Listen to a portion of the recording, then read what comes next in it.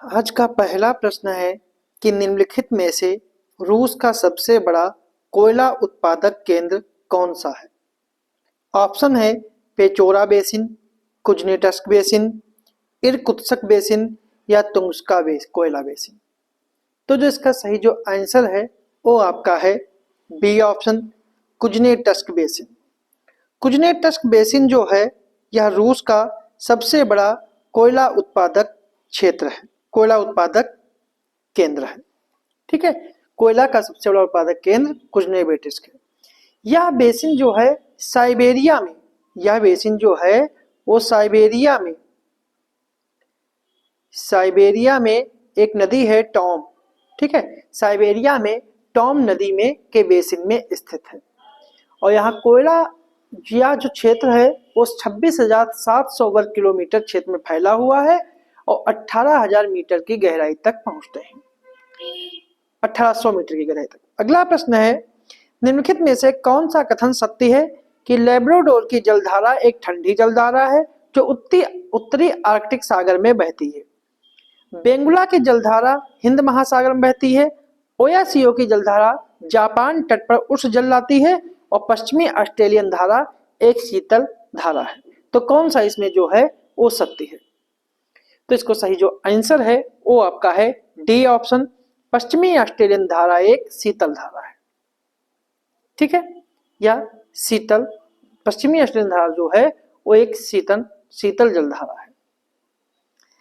इसकी अगर व्याख्या की बात करें तो ग्रीनलैंड के जो लेब्राडोर की जो जलधारा है यह ग्रीनलैंड के तट पर बैकन की खाड़ी से निकलकर लेब्राडोर पठार के सहारे बहती हुई न्यू फाउंडलैंड, ठीक है, के निकट गल्फ स्ट्रीम से मिल जाती है। ठीक है, और अगर बेंगुला की जलधारा की बात करें कि बेंगुला की जलधारा जो है वो दक्षिणी अटलांटिक प्रवाह दक्षिणी अफ्रीका के पश्चिमी तट से टकराकर इसके सहारे उत्तर की ओर मुड़ जाती है और इसको ही दक्षिणी अटलांटिक प्रवाह को ही बेंगुला की ठंडी धारा कहते हैं। ओयासियो की जलधारा को क्यूराइल की ठंडी धारा भी कहते हैं और यह धारा बेरिंग जल संयोजक से होती हुई दक्षिण की ओर साइबेरिया के तट के साथ बहती है और यह अल्यूशियन और क्यूरोसियो धारा के साथ मिल जाती है। इसलिए तीनों कथन जो हैं वो गलत हैं, केवल डी ऑप्शन जो है इसका सही है। अगला प्रश्न है, हीरक वलय, ईश्वर की आंख और बेली के मनके निम्नलिखित में से कौन सी प्राकृतिक घटनाओं में से किस एक के हिस्से हैं। सूर्य ग्रहण, ध्रुवीय ज्योति, सौर आंधी या फिर तड़ित। तो जो इसका सही जो आंसर है वो आपका है ए ऑप्शन, सूर्य ग्रहण। हीरक वलय यानी कि डायमंड रिंग, ईश्वर की आंख और बेली के मन के सूर्य ग्रहण की विशेषताएं हैं। जब सूर्य और पृथ्वी के मध्य चंद्रमा आ जाता है तब पृथ्वी पर सूर्य का प्रकाश ना पड़कर चंद्रमा की परछाई पड़ती है। ऐसी स्थिति को सूर्य ग्रहण करते हैं और सूर्य ग्रहण हमेशा जो है अमावस्या को होता है। अगला प्रश्न है, निम्नलिखित में से कौन सी एक रेखा सोवियत रूस और फिनलैंड के बीच सीमा निर्धारण करती है। हिंडनबर्ग रेखा, मैनरहीन रेखा, मैगीनाट रेखा या ड्यूरंड रेखा। तो इसका सही जो आंसर है वो आपका है बी ऑप्शन, मैनरहीन रेखा। मैनरहीन रेखा जो है वह रूस और फिनलैंड के बीच सीमा निर्धारित करती है। रूस और फिनलैंड के बीच सीमा निर्धारित करती है। मैगीनाट रेखा जो है यह फ्रांस के द्वारा खींची गई जर्मनी और फ्रांस के बीच रेखा है। हिंडनबर्ग रेखा प्रथम विश्व युद्ध के समय में तय की गई थी और यह जर्मनी और पोलैंड के बीच सीमा निर्धारित करती है। अगला प्रश्न है कि निम्नलिखित में से कौन सा एक दर्रा सही सुमेलित है। दिफू मणिपुर, लेक पानी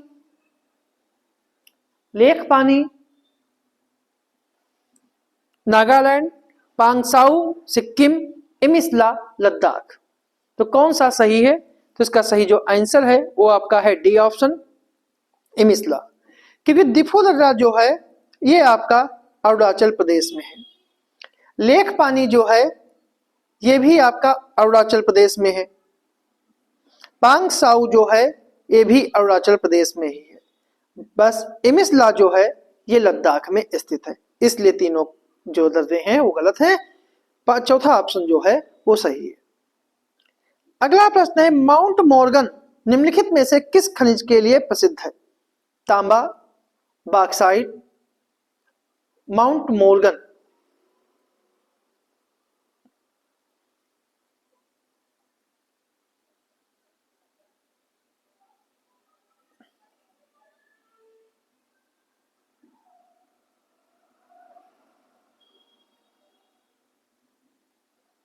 ठीक है, माउंट मॉर्गन निम्नलिखित में से किस खनिज के लिए प्रसिद्ध है?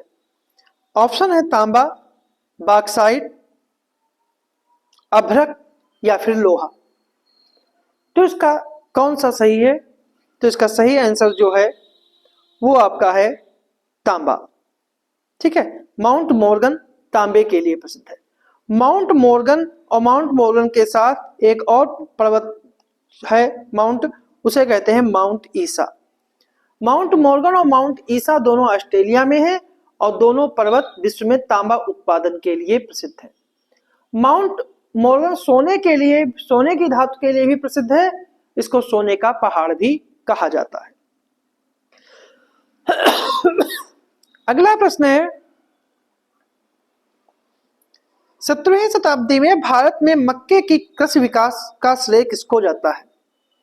हॉलैंड वासियों को, पुर्तगालियों को, फ्रांस वासियों को या ब्रिटेन वासियों को? सही जो आंसर है वो आपका है बी ऑप्शन, पुर्तगालियों को। भारत में मक्का की खेती करने का श्रेय पुर्तगालियों को है। अगला प्रश्न है, भारत की प्रमुख नदियां उनके उद्गम स्थलों पर जोड़े बनाइए, जिसमें चिनाब है, गोदावरी है, नर्मदा है और महानदी है। तो इनका उद्गम स्थल कहाँ है? तो इसका सही सुमेलन जो है चिनाब का जो है वो है लाहौल स्फीति, गोदावरी नासिक, नर्मदा अनूपपुर और महानदी धमतरी। तो इसका सही जो आंसर है वो आपका है सी ऑप्शन। बस सी ऑप्शन इसका जो है वो सही है। प्रश्न है, सूची 1 और सूची 2 को सम्मिलित करने कीजिए पर्वत उनसे संबंधित देश कि माउंट म्याना, माउंट पीली, माउंट लॉकी और माउंट पैराकुटिन। ये देश कहाँ है, मतलब कि पर्वत जो है किस देश में स्थित है? अगर म्याना की बात करें, म्यान, तो ये फिलीपींस में स्थित है। अगर माउंट पीली की बात करें ये मार्टिनिक द्वीप पर है। लॉकी जो है ये आइसलैंड में है और पैराकुटिन जो है वो मैक्सिको में है। ठीक है, अगला प्रश्न है, निम्नलिखित में से कौन सा सही सुमेलित नहीं है? मतलब झील और कौन से देश, जैसे खानका झील चीन, उर्स झील यूएसए, मनिटोबा झील कनाडा, वानम झील स्पेन। तो कौन सी झील जो है वो सही नहीं है? तो इसका सही जो आंसर है वो आपका है डी ऑप्शन, वानम झील। वेनन या वार्नन झील जो है स्पेन में नहीं है, यह झील जो है यह स्वीडन में है और स्वीडन की राजधानी जो है वो स्टॉकहोम है। अगला प्रश्न है कि जलोढ़ मिट्टी के संदर्भ में निम्नलिखित कथनों पर विचार कीजिए कि इन मिट्टी में पोटास अधिक किंतु फास्फोरस की कमी होती है और गंगा के निचले और मध्यवर्ती मैदानों में ये मिट्टियां दोमट और चिकनी होती हैं। कौन सा कथन सही है? केवल एक, केवल दो, दोनों या फिर दोनों नहीं? तो जो इसका सही जो आंसर है वो आपका है सी ऑप्शन, एक और दो, मतलब इसके दोनों कथन जो हैं वो सही है। अगला प्रश्न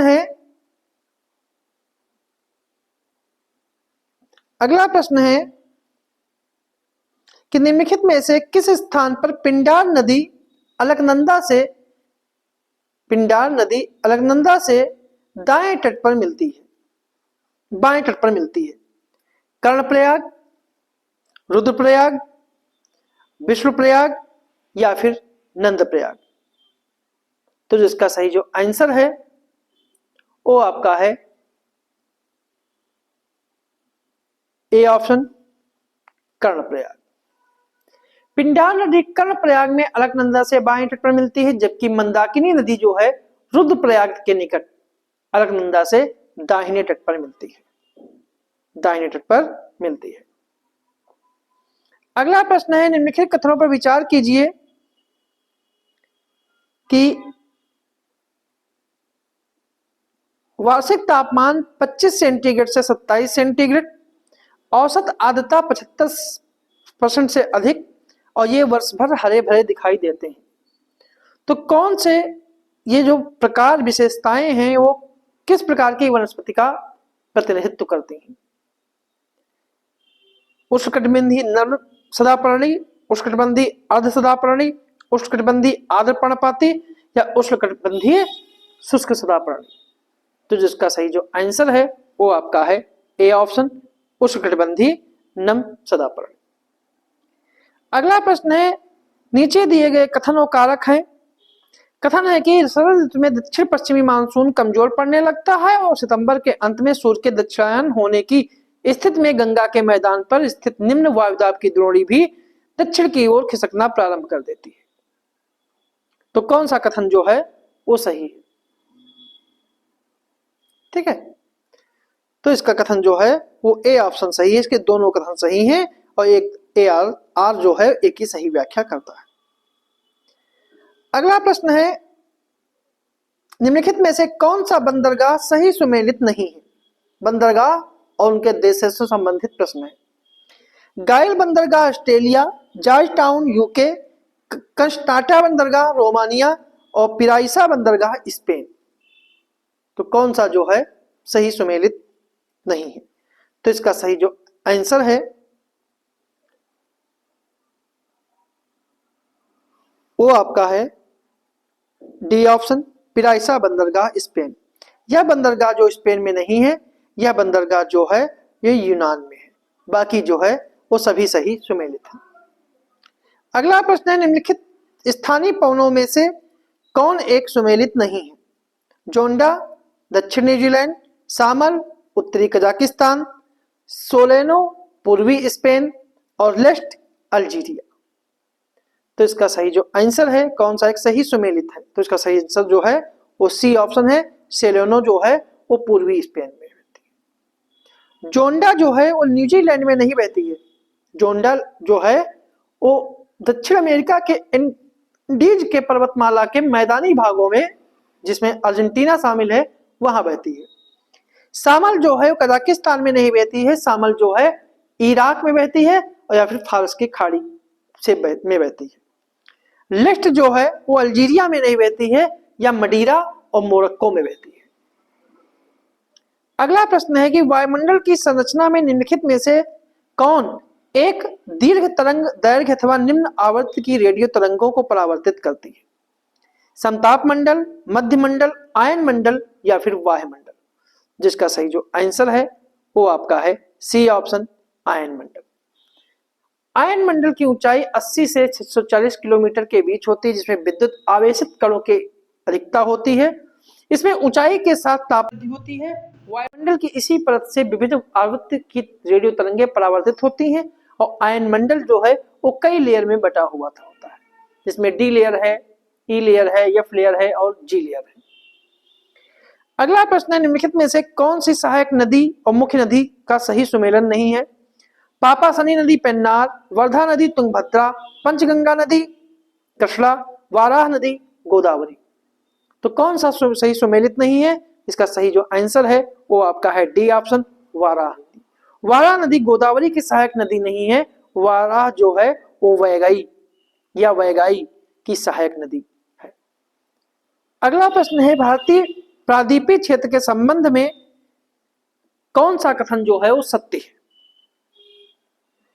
पहला है कि प्रायद्वीपीय खंड की उत्तरी सीमा कटी फटी है और पश्चिम बंगाल में मालदा भ्रंश उत्तर पूर्वी भाग में स्थित मेघालय व कार्बी एंगलांग पठार को छोटा नागपुर पठार से अलग करता है। तो कौन सा कथन सही है? केवल एक, केवल दो, दोनों या फिर दोनों नहीं।